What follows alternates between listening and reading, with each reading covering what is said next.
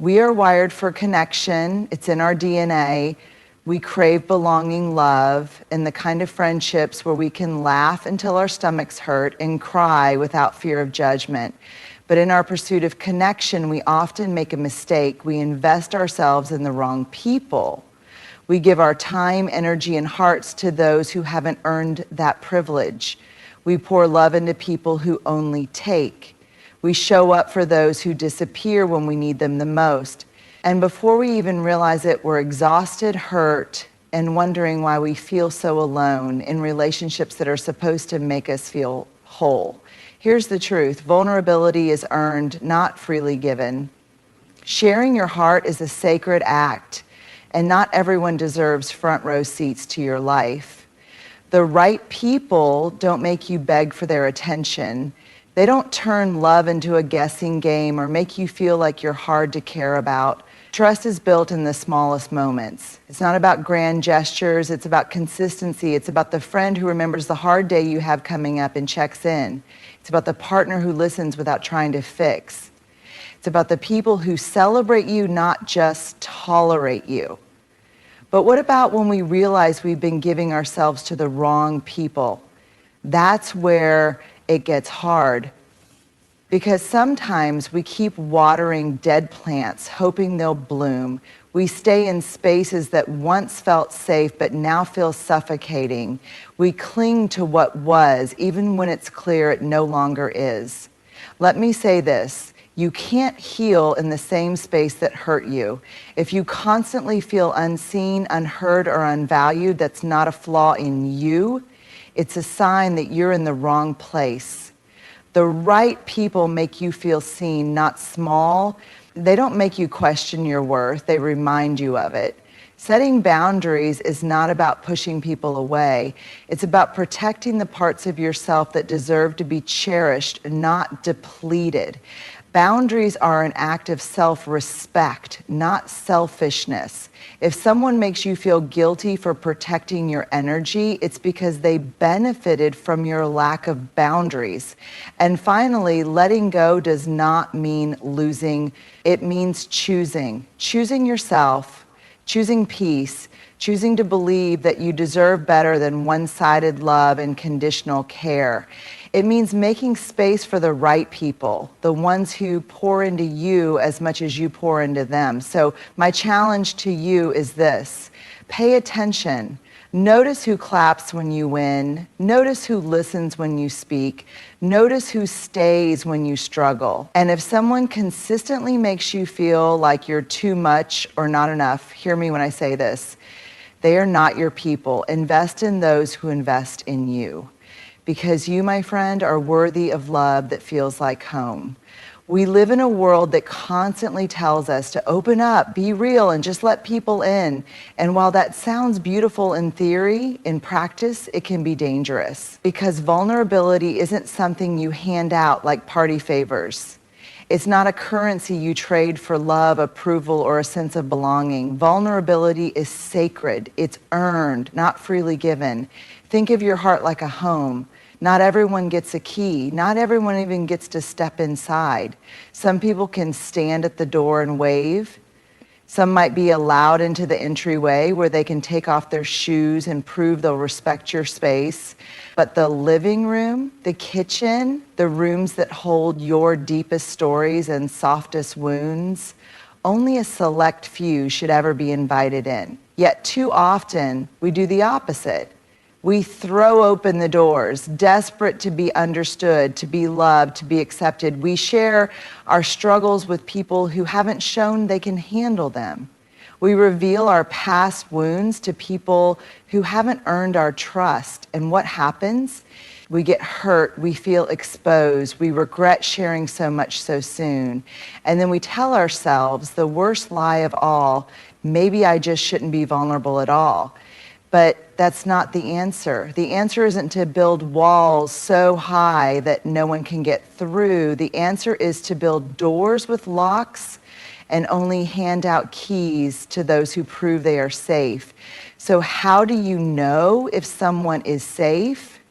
You watch. You listen, you pay attention to the small moments, because trust is built brick by brick, moment by moment. It's built in the way someone remembers your favorite coffee order, in the way they respect your boundaries, in the way they show up consistently, not just when it's convenient for them.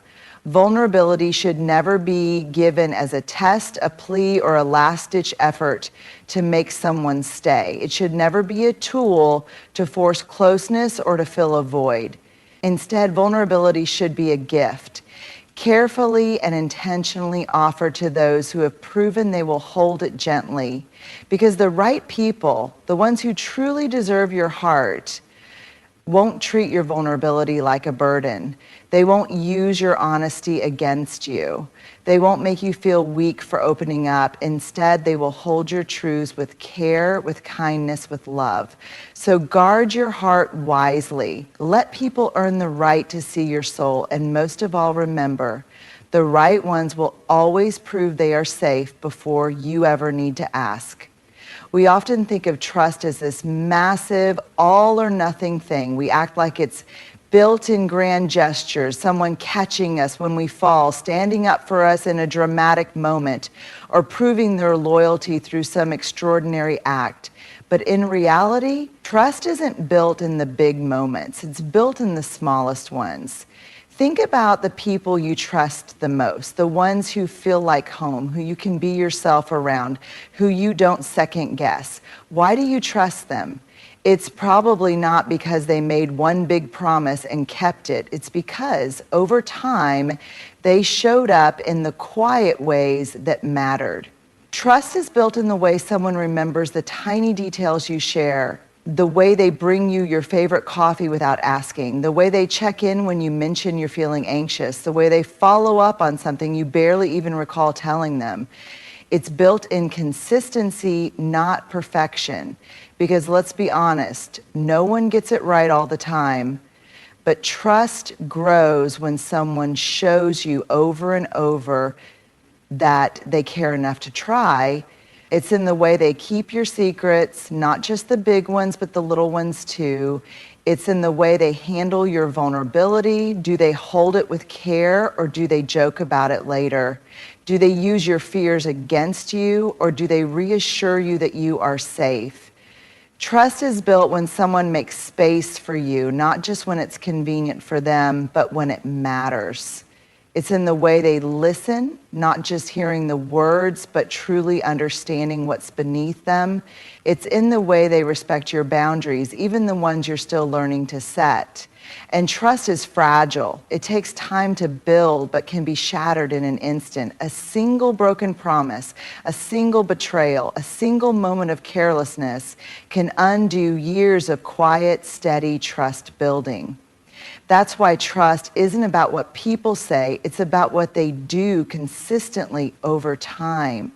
If you want to know who you can trust, pay attention to the patterns, not just the apologies. Look for the ones who don't just say, "You can trust me." Look for the ones who prove it in the smallest ways, day after day, without even realizing they're doing it, because trust isn't built in a day, but it is built every day. Healing is hard enough on its own. It requires time, patience, and a willingness to face the things we'd rather avoid.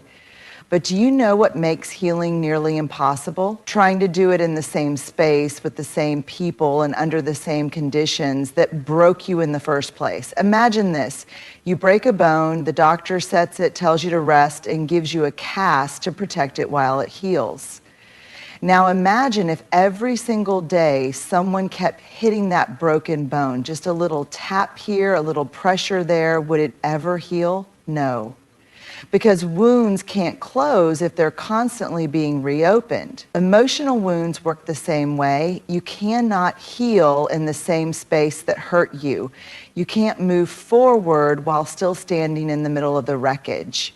That means you can't expect to heal from betrayal while staying in an environment where trust is repeatedly broken. You can't recover your self-worth while surrounding yourself with people who constantly make you feel small. You can't let go of past wounds when you keep revisiting the same conversations, the same arguments, the same toxic cycles.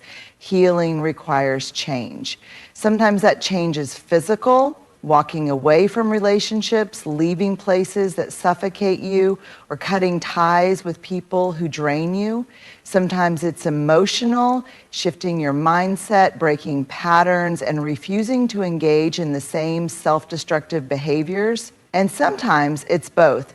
But the hardest part, giving yourself permission to leave.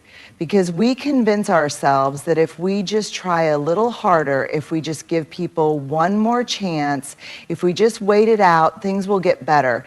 And sometimes they do, but often they don't. And in the meantime, we lose ourselves waiting for change that may never come. Healing is about choosing yourself even when it's painful. It's about recognizing that you deserve more than spaces that make you feel unworthy, unseen, or unsafe. It's about walking away, not because you want to, but because staying is destroying you. So if you've been wondering why you still feel stuck, why your wounds aren't healing, ask yourself this. Am I still in the place that hurt me? Am I still surrounded by the people who made me feel broken? Am I still engaging in the same patterns that caused my pain? If the answer is yes, it's time to do the hardest, bravest thing you will ever do. It's time to leave. Not because you don't love them, not because you don't care, but because you finally love yourself enough to know that you deserve to heal. And healing begins the moment you stop touching the wound and start creating space for it to close. We all want to be seen, not just looked at, not just noticed in passing, but truly seen for who we are, for what we carry, for the things that make us uniquely us.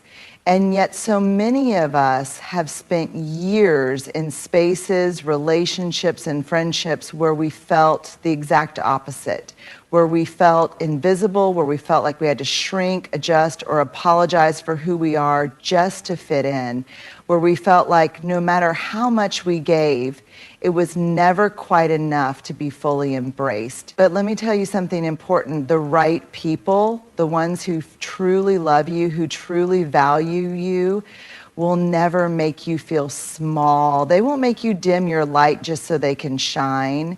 They won't make you second guess your worth. They won't treat your presence as optional or your love as disposable. The right people see you. And when I say they see you, I don't just mean they recognize your face or remember your name. I mean, they see the way your eyes light up when you talk about your passions. They see the effort you put into loving others. They see the small battles you fight every day, the quiet struggles, the unspoken burdens, the weight you carry even when you pretend you're fine. And instead of making you feel like you're too much or not enough, the right people will remind you that you are just right. Think about the people in your life right now. Do you feel lighter around them, or do you feel like you have to shrink? Do they celebrate your voice, or do they dismiss it? Do they encourage your dreams, or do they make you feel like you're asking for too much? Because here's the truth. Love should never feel like a constant performance. Friendship should never feel like a competition. The spaces you belong in should not require you to make yourself smaller just so someone else can feel bigger. The right people won't be intimidated by your growth. They won't mock your sensitivity. They won't downplay your successes or disappear when you need them most. They won't make you feel like you have to earn their attention or prove your worth. Instead, the right people will hold space for you. They will remind you that you are enough, without conditions, without disclaimers, without needing to be anything other than exactly who you are. So if you've been feeling small, if you've been questioning your worth, doubting your voice, or wondering if you have to change to be loved, Take a step back, look around. Are you surrounded by the right people? Because the right people will never make you feel invisible. They will never make you feel like a burden, and they will never, ever make you feel small. They will see you and they will love you, not just for who you've been or who you could be, but for exactly who you are right now. For so many of us, the idea of setting boundaries feels uncomfortable, maybe even wrong. We've been conditioned to believe that saying no is rude, that prioritizing our own needs is selfish, that being a good person means always being available, always saying yes, always showing up, even at the expense of our own well-being. But here's the truth that so many of us need to hear. Boundaries are not a betrayal of others. They are an act of self-respect. Think of boundaries like a fence around your home. A fence doesn't mean you don't want visitors. It doesn't mean you don't love the people outside of it. It simply means that you value your space enough to protect it. It means that not everyone gets to walk in whenever they want, that some people may need to knock, that others may not be invited in at all. And the same applies to your emotional, mental, and physical well-being. Setting boundaries isn't about pushing people away. It's about protecting the parts of yourself that deserve to be honored. It's about recognizing that your energy, your time, and your heart are not infinite resources to be drained by everyone who wants a piece of them. It's about understanding that you cannot pour from an empty cup, and you are not obligated to light yourself on fire just to keep someone else warm. The people who truly love you, who truly respect you, will honor your boundaries. They won't guilt trip you for needing space. They won't shame you for saying no. They won't make you feel like you have to prove your love by overextending yourself. But here's the hard part. Not everyone will like your boundaries. Some people will resist them, not because your boundaries are wrong, but because they benefited from you not having any. They liked the version of you that never said no, that always put them first, that bent over backward to accommodate their needs while ignoring your own. And when you start setting boundaries, they may try to make you feel guilty. They may call you selfish. They may say, you've changed. But growth is change. And taking care of yourself is not selfish. It's necessary. So if you've been struggling with boundaries, if you've been feeling guilty for saying no, if you've been afraid of disappointing people, let this be your reminder. You are allowed to take up space. You are allowed to protect your energy. You are allowed to choose yourself. And the right people, the ones who truly see you, love you, and respect you, will never make you feel bad for doing so. Letting go is one of the hardest things we ever have to do. It's hard because we convince ourselves that holding on is a sign of strength. That if we just try a little harder, if we just give a little more, if we just wait a little longer, things will change. But sometimes holding on is what's breaking us. And that's where the truth comes in. The truth we don't always want to hear. Letting go is not losing, it's choosing. It's choosing yourself when a relationship is only causing you pain. It's choosing your peace when a situation keeps dragging you into chaos. It's choosing your future when your past is trying to hold you back. Letting go does not mean you failed. It does not mean you didn't love hard enough, try hard enough, care deeply enough. It simply means that you have finally recognized that some things are not meant to be carried forever. But why is it so difficult? Because we fear that if we walk away, we'll regret it. That maybe if we just give it one more chance, things will magically get better. That maybe we're asking for too much, expecting too much, that maybe this is just the way things are and we should learn to live with it. But let me tell you something. You were not made to live in constant disappointment. You were not made to settle for relationships, friendships, or situations that leave you feeling unseen, unheard, or unworthy.